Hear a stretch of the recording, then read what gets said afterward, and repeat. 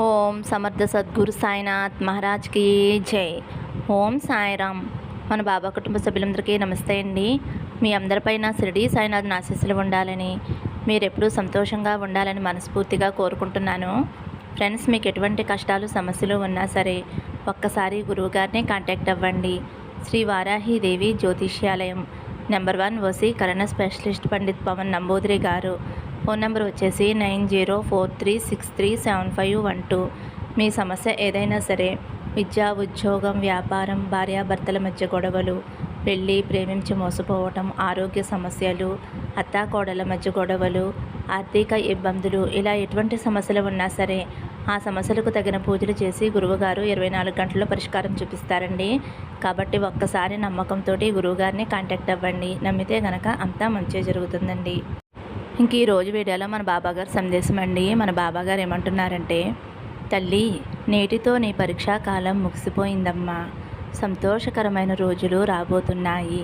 మీద నమ్మకంతో పార్వతీ పరమేశ్వరుని తాకు తల్లి అని అయితే మన బాబాగారు మనందరి కోసం చాలా అంటే చాలా చక్కటి సందేశం తీసుకొచ్చారండి. మరి మన బాబాగారు ఎందుకు చెబుతున్నారో ఆయన మాటల్లోనే తెలుసుకుందాము.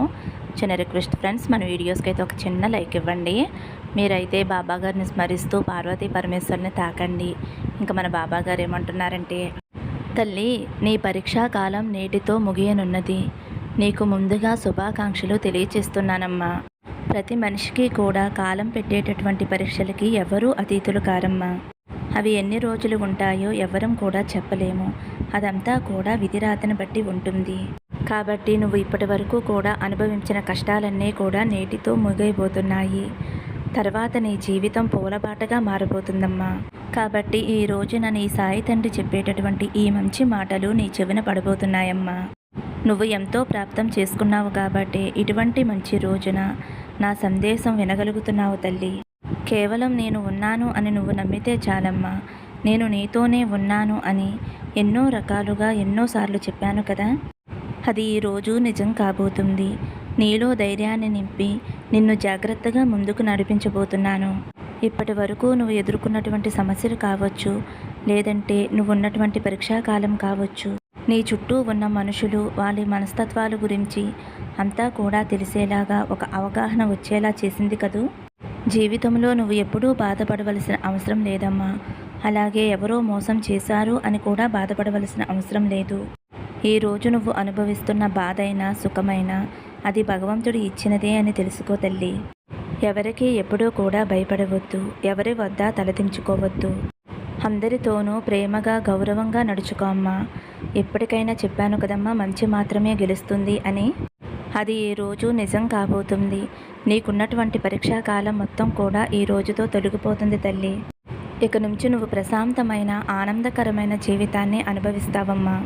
నీకున్న కష్టాలు సమస్యలు అన్నీ తొలగిపోతున్నాయి అని గుర్తించుకో. అనుకున్న వారిని ఎప్పుడూ కూడా నిర్లక్ష్యం చేయవద్దు. ఒకటి చెప్పనా అమ్మ, ఇప్పుడు నిద్రిస్తే తెల్లారి నిద్ర ఉంటుందో లేదో చెప్పలేము. నిద్ర అనేది రాదు. ఎందుకంటే కలియుగంలో ఉన్నాము కాబట్టి. అందుకే ఉన్నన్ని రోజులు నలుగురితో నవ్వుతూ గడిపేస్తూ సంతోషంగా ఉండాలి. కానీ ప్రతి ఒక్కరిని కూడా గుడ్డిగా నమ్మమని కాదు. ఎవరు నీకు ఎంత విలువ ఇస్తున్నారో, ఎవరు నిన్ను ఎంతగా అర్థం చేసుకుంటున్నారో తెలుసుకుని అలాంటి వారిని దూరం చేసుకోకుండా వారితో సఖ్యతగా ఉండు తల్లి. ఇప్పటి వరకు చాలా న్యాయంగా ధర్మంగా నడుచుకున్నావమ్మా. ఎన్నో కష్టాలను సమస్యలను ఎదుర్కొన్నావు. ధర్మంగా న్యాయంగా నడిచే వారిని భగవంతుడు ఎప్పుడూ కూడా విడిచిపెట్టడు తల్లి. అలాగే నువ్వు కూడా ఇప్పటి వరకు భగవంతుడి పాదాలు విడిచిపెట్టలేదు. నువ్వు ధర్మంగా ఉన్నావు కాబట్టి నీ జీవితం సంతోషకరంగా నడవబోతుందమ్మా. నువ్వు ధర్మంగా న్యాయంగా అడుగులు వేసేటటువంటి సమయం తల్లి ఇది. నువ్వు ఆనందంగా ఉన్నటువంటి సమయంలో నువ్వు భగవంతుడిని మర్చిపోవచ్చు, అలాగే ధర్మాన్ని మర్చిపోవచ్చు. కాబట్టి ముందే నీకు నేను హెచ్చరిస్తున్నాను తల్లి. నువ్వు ఎప్పుడూ కూడా ఒకేలా ఉండేలా, ఒకే మనస్తత్వంతో ఉండేలాగా, నలుగురిని కూడా గౌరవిస్తూ నువ్వు కూడా గౌరవించబడుతూ ఉండాలనేదే నా కోరిక తల్లి. ధర్మంగా నడుచుకునే వారిని అధర్మం ఎప్పుడూ కూడా వెంటాడదు అని అనుకోవద్దు. ఒకవేళ అధర్మం వెంటాడినా భగవంతుడు నిన్ను కాపాడుతాడు తల్లి. ఇప్పటి వరకు నీ పరిస్థితులు బాగోక ప్రతి ఒక్కరి దగ్గర చేచాచే పరిస్థితి ఏర్పడింది. ఇక నుంచి నీకు ఎవరి ధనం కోసం కానీ, ఎవరి బంధం కోసం కానీ పాకులాడేటటువంటి పరిస్థితి నీకు రాదు తల్లి. నీ మాట, నీ గుణం చాలా బాగుంటాయి కాబట్టి అవన్నీ కూడా నువ్వు కోరుకున్నవన్నీ కూడా నీ దగ్గరికి వస్తున్నాయి తల్లి. ఇప్పటి నుండి నీ జీవితంలో నువ్వు ఒక్కొక్క అడుగు జాగ్రత్తగా వేసుకుంటూ ఏ సమయంలో ఏం చేయాలి అని నువ్వు ఒక మంచి ప్రణాళిక వేసుకుంటూ ఉండు తల్లి. ఎవరి గురించి ఎక్కువగా ఆలోచించవద్దు, అలాగే ఎవరి గురించి కూడా పట్టించుకోవద్దు. అది నీ మనశ్శాంతిని దూరం చేస్తుందమ్మా.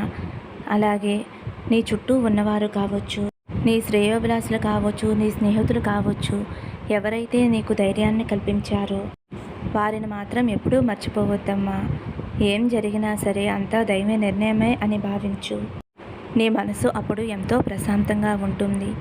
ఏదైనా సరే తన వరకు వచ్చినప్పుడు మాత్రమే ఒక మనిషి బాధ ఏమిటో తెలుస్తుంది. అప్పటి వరకు ఎదుటివారి బాధ కానీ ఎదుటివారి కష్టం కానీ ఏదీ కూడా వారికి అర్థం కాదు. కాబట్టి ప్రతి ఒక్కరికి కూడా భగవంతుడు తప్పకుండా అనుభవాన్ని, గుణపాఠాన్ని నేర్పిస్తాడు.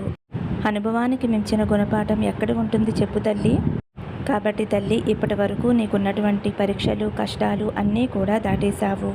నీ కర్మ ఫలితం నుండి పూర్తిగా నీకు విముక్తి కూడా కల్పించబోతున్నాను.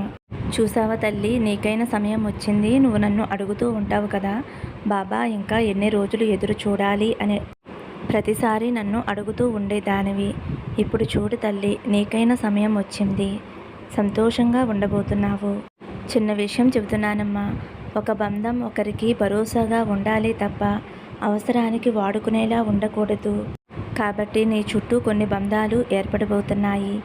ఆ బంధాలతోటి నువ్వు సఖ్యతగా, ఆనందంగా ఉంటూ ప్రతి ఒక్కరిని కూడా ప్రేమిస్తూ ప్రతి ఒక్కరితో ఆనందంగా నీ జీవితాన్ని సాగించు తల్లి.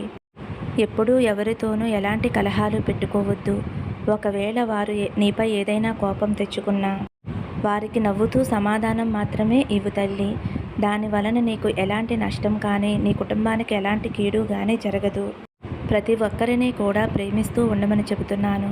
ప్రతి ఒక్కరితో సంతోషంగా ఉండమని చెబుతున్నాను. ఎలాగో ఇక నుంచి నీ కష్టాలు, సమస్యలు, కన్నీళ్ళు అన్నీ కూడా నీ నుండి తొలగిపోబోతున్నాయి. కాబట్టి నీ మనసుకి కావలసిన ప్రశాంతతని ఇవ్వమ్మా. మనిషికి కావలసినది, అతి ముఖ్యమైనది మనసుకి ప్రశాంతత. ప్రశాంతత ఉంటే డబ్బు లేకపోయినా, బంధువులు లేకపోయినా మనం ఎక్కడ ఉన్నా సరే సంతోషంగా బ్రతకగలుగుతాము. ముందు నీ మనసుని ఆధీనంలో ఉంచుకుంటూ ప్రతిరోజు కూడా మంచి మంచి ఆలోచనలు చేస్తూ, మంచి పనులు చేస్తూ, భగవంతుని యొక్క నామాన్ని ప్రతి క్షణము కూడా స్మరిస్తూ నీ జీవితాన్ని సంతోషంగా గడుపమ్మా. భగవంతుడు నీకు ఎలాగో మంచి మార్గం చూపిస్తున్నాడు కాబట్టి ఆ మార్గంలో చక్కగా నడిచి నీ జీవితాన్ని సంతోషమయం చేసుకో తల్లి అని అయితే మన బాబాగారు పార్వతీ పరమేశ్వరుని తాకిన వారి గురించి అయితే ఇలా చెబుతున్నారండి. మరి ఈరోజు మన బాబాగారు అందించిన ఈ సందేశం నచ్చితే ఒక చిన్న లైక్ ఇవ్వండి ఫ్రెండ్స్. సర్వే జన సుఖినో భవంతు. సమస్తం సద్గురు సాయినాథార్పణమస్తు. శుభం భవతు. జై సాయిరామ్.